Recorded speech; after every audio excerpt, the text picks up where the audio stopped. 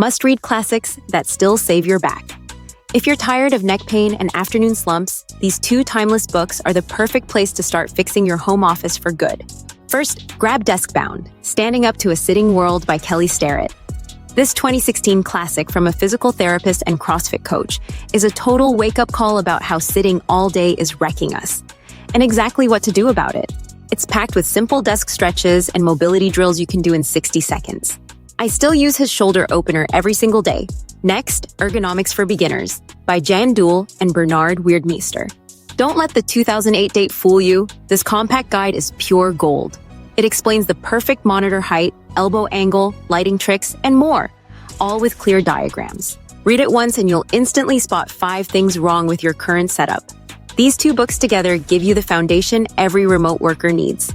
Do you want to find more tips for making your remote work or home office more productive and comfortable? Check out the links in the description for ideas and resources from Comfy Home Office.